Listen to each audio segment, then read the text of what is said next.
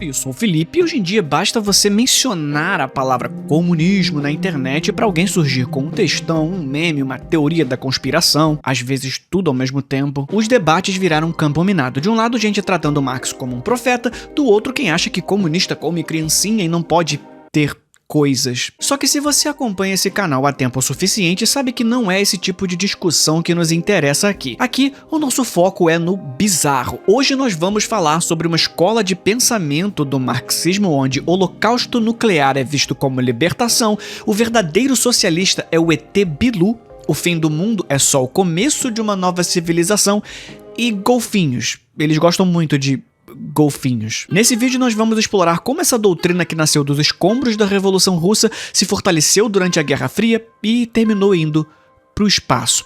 Vem comigo. Depois de bolcheviques versus mencheviques, Revolução de Fevereiro e Outubro, Domingo Sangrento, Guerra Civil e um monte de coisas que a gente pode se aprofundar num vídeo específico sobre a Revolução Russa, finalmente Vladimir Lenin conseguia estabilizar um pouco todo aquele caos na Rússia e fundar o Estado socialista que tanto idealizou, a famosa União das Repúblicas Socialistas Soviética. E 2 anos depois ele morreu. É aí que entra um nome mais conhecido, até para quem não dá mínima para comunismo. O secretário-geral do partido, Joseph Stalin, assumiu o seu lugar. Indiretamente, porque ele não foi escolhido por vias oficiais, mas era ele quem detinha a maioria. E sabe quem não tinha maioria? Trotsky, um dos principais líderes da Revolução de Outubro e organizador do Exército Vermelho durante a Guerra Civil Russa. Mas a disputa entre Trotsky e Stalin pelo controle do Partido Comunista começou ainda durante a doença de Lenin, uma série de AVCs que começaram em 1922 e o deixaram progressivamente incapacitado para falar, escrever e tomar decisões políticas. Isso quando Stalin já ocupava o recém-criado cargo de secretário-geral. Após a sua morte, essa disputa só se escancarou. Enquanto Trotsky defendia a teoria da revolução permanente, que previa a necessidade de expansão internacional da revolução socialista para garantir a sua sobrevivência, mesmo que trotskistas em geral sejam acusados até hoje de não explicar direito em termos práticos o que seria isso, Stalin passou a promover a doutrina do socialismo em um só país, desenvolvida com a ajuda de Nikolai Bukharin, salientando a consolidação interna da União Soviética, mesmo em isolamento. Essa doutrina sustentava que, mesmo sem o apoio imediato de revoluções bem-sucedidas em outros países, a União Soviética poderia desenvolver suas forças produtivas, garantir autonomia política e construir o socialismo em seu próprio território, servindo de exemplo para o restante do mundo, o que rompia com a crença tradicional marxista de que o comunismo pleno só poderia vingar como um fenômeno internacional simultâneo. Após a morte de Lenin em 1924, Stalin consolidou a sua autoridade por meio de alianças estratégicas com outros membros do Comitê Central, como Zinoviev e Kamenev, para neutralizar o Trotsky, que foi gradualmente afastado de seus cargos. Em 1927, Trotsky é expulso do Comitê Central e do Partido Comunista. 2 anos depois, em 1929, ele é deportado da União Soviética, exilando-se inicialmente na Turquia, mas depois migrou junto com suas ideias para a América Latina. No exílio, Trotsky denunciou a burocratização da União Soviética e fundou em 1938 a Quarta Internacional, que se propunha a ser a sucessora legítima da Primeira Internacional, de Marx e Engels, da Segunda Internacional, que se desfez com a Primeira Guerra Mundial, e da Terceira Internacional, ou o Comintern, iniciada por Lenin e então controlada por Stalin. E como parece que a história se repete, Lenin morreu 2 anos depois de fundar a União Soviética e Trotsky morreu 2 anos depois de fundar a Quarta Internacional. A diferença é que a morte do Trotsky não foi um acidente. Em 20 de agosto de 1940, na cidade do México, Trotsky foi atacado dentro da sua própria casa por Ramon Mercader, um agente da polícia secreta soviética, e tinha se infiltrado em seu círculo de confiança. Usando um disfarce e o pretexto de mostrar um artigo para revisão, Mercader esperou o momento certo para golpear Trotsky na cabeça com uma picareta de alpinismo. Trotsky sobreviveu ao ataque por cerca de 24 horas, mas morreu no dia seguinte, em 21 de agosto. Mercader foi preso no México, cumpriu 20 anos de prisão e, ao ser libertado, foi condecorado como herói na União Soviética e em Cuba. A Operação Utka, que se iniciou como forma de cessar essas oposições comunistas ao modelo stalinista, foi bem sucedida. Mas a herança de Trotsky persistiu, inspirando figuras como Romero Cristalli, que ficaria mais conhecido como J. Posadas, então militante trotskista na Argentina e que passou a se destacar como organizador de base no movimento operário latino-americano. especialmente entre trabalhadores ferroviários e de frigoríficos. Ao longo da década de 40, consolidou a sua posição como dirigente da seção argentina da Quarta Internacional e, em 1947, ajudou a fundar o Bureau Latino-Americano da organização, tornando-se o principal porta-voz na região. A partir desse posto, ele passou a articular seções trotskistas em vários países do Cone Sul, como Argentina, Uruguai, Chile e até o nosso querido Brasil, defendendo uma linha combativa e crítica tanto ao capitalismo quanto à burocracia soviética. E assim, Posadas começou a criar suas próprias ideias à moda trotskista. Posadas sustentava que as nações do Terceiro Mundo detinham o principal potencial revolucionário necessário para derrubar o capitalismo. Para ele, a revolução viria desses países porque eles tinham uma coisa mais importante para uma revolução: o saco cheio. Ele também acreditava que uma guerra entre os países capitalistas e socialistas era algo que iria acontecer mais cedo ou mais tarde, e que essa guerra podia ajudar a acabar de vez com o capitalismo, ainda que ferisse as nações socialistas, porque dizia que se os socialistas de verdade, que no caso eram os trotskistas, estivessem preparados, eles poderiam aproveitar esse momento de crise para criar um mundo melhor. Enquanto outros líderes comunistas viam essas ideias como exageradas, Posadas tinha certeza de que só depois de um grande choque o socialismo poderia nascer de verdade. E se as coisas já estão esquisitas aqui, com o tempo as suas ideias foram ficando cada vez mais estapafúrdias. Já em 1951, Posadas havia se tornado uma figura influente dentro da Quarta Internacional, defendendo a radicalização do legado de Trotsky e preparando o terreno para teses que marcariam o surgimento do posadismo como uma corrente autônoma nos anos seguintes, mas a gente já chega lá. Na Guerra Fria, quando o mundo se divide entre dois blocos armados, aliás, tem um vídeo aqui no canal sobre por que o Brasil jamais será um país de primeiro mundo, Posadas vê um campo de batalha inevitável. A vitória da Revolução Chinesa em 1949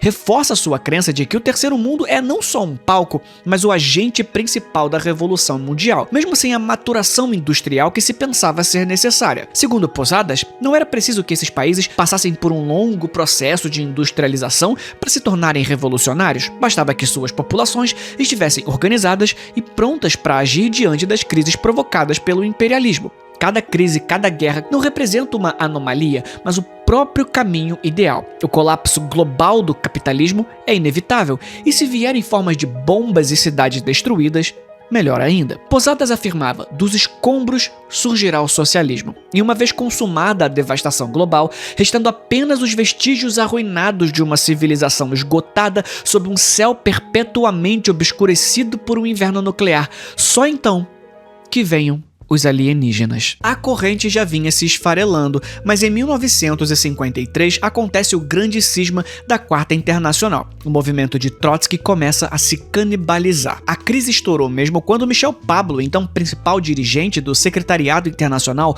propôs a tática do entrismo prolongado, argumentando que os partidos comunistas tradicionais, apesar de estarem sob controle stalinista, ainda representavam uma via possível de revolução. O que era "somos contra o stalinismo" virou "somos contra o stalinismo, porém depende". Para Michel Pablo era necessário que os trotskistas se infiltrassem nesses partidos, operassem por dentro deles e aguardassem as contradições internas se acentuarem. Essa proposta até foi recebida com entusiasmo pelos setores mais pragmáticos, mas é claro que foi muito criticada por quem enxergava nisso uma desistência das ideias principais. Posadas, que como você já deve ter percebido não era dado à moderação, não hesitou. Para ele, essa mudança representava uma quebra inadmissível com a estratégia de independência de classe que estava no centro da tradição trotskista. Ele considerava que o entrismo prolongado seria, na prática, um processo de assimilação e não de subversão. Os trotskistas é que seriam engolidos pelo stalinismo e não o contrário. Enquanto muitos discutiam ou buscavam formas de conciliar as divergências,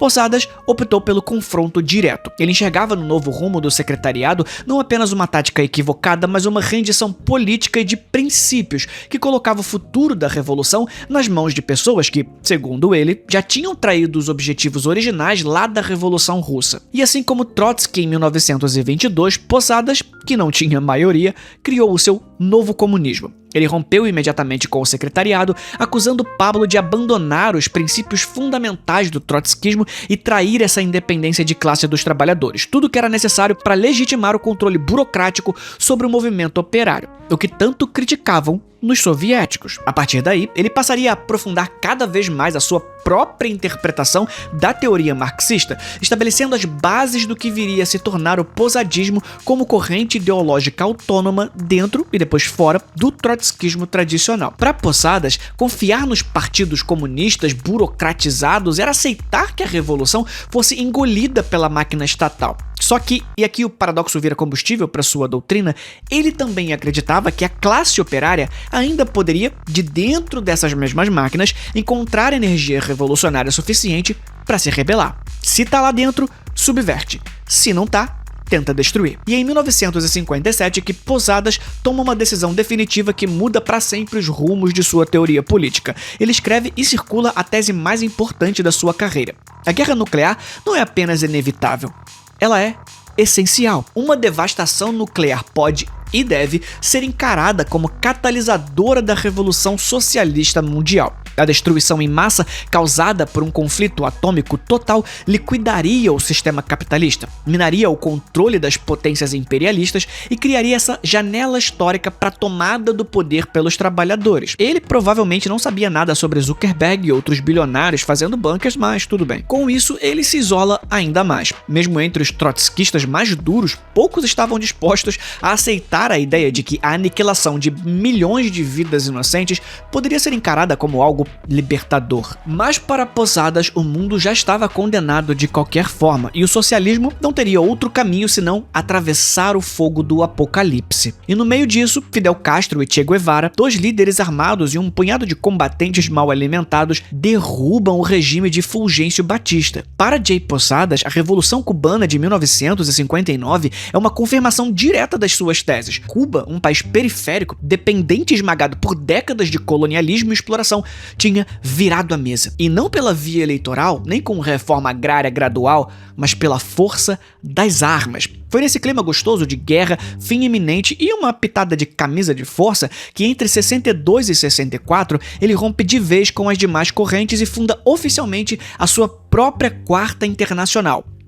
Posadista. Mas olha pelo lado bom, pelo menos ele não foi arrogante para se colocar como a Quinta Internacional. Mas esse período é importante para o rompimento do posadismo com os trotskistas porque foi em 1962 que aconteceu a crise dos mísseis em Cuba, um dos momentos mais tensos da Guerra Fria. A União Soviética instala ogivas nucleares em solo cubano. Os Estados Unidos reagem com um bloqueio naval e ameaçam guerra total. O mundo se prepara para o apocalipse e Posadas se prepara para comemorar e apagar a fogueira com gasolina. Ele publica documentos defendendo que a União Soviética deveria lançar um ataque nuclear preventivo contra os Estados Unidos. Sim, isso mesmo, atacar primeiro e iniciar definitivamente a guerra nuclear. Esmagar o imperialismo com uma chuva de fogo antes que os capitalistas fizessem primeiro. Segundo Posadas, esse ato eliminaria os pilares do capitalismo global e com eles todo o aparato repressivo que impedia as massas de tomarem o poder. A guerra destruiria o velho mundo e desse colapso,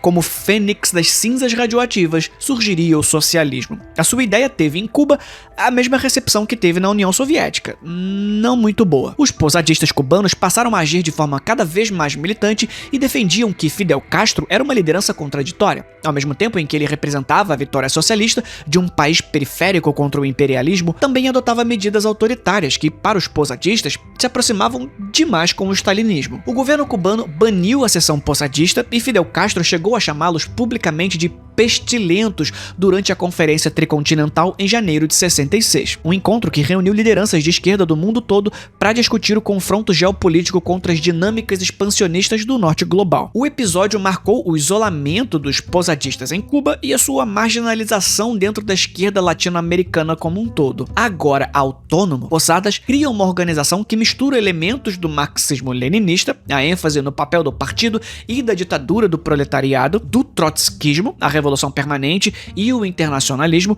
e das suas próprias ideias, com alienígenas e golfinhos, porque se a história já não estivesse bizarra o suficiente, ele incorpora à sua doutrina a ideia de que seres extraterrestres existem, já nos visitam e que necessariamente, olha só, são socialistas. E por que, você me pergunta? Porque só uma sociedade comunista em seu modelo pleno, pacífica e colaborativa conseguiria resolver os próprios problemas internos a ponto de desenvolver tecnologia suficiente para viagens interestelares. Um planeta dividido por guerras, propriedade privada e lucro não chegaria sequer à Lua, muito menos a outra galáxia. Os ETs, então, seriam civilizações avançadas que superaram o capitalismo e agora observam discretamente a Terra, esperando o momento certo para intervir. E esse momento certo é depois que as bombas caírem e eles possam nos ajudar a nos reerguer numa nova terra comunista plenamente, oferecendo ajuda, compartilhando tecnologia e etc. Depois desse período entre 64 e 68,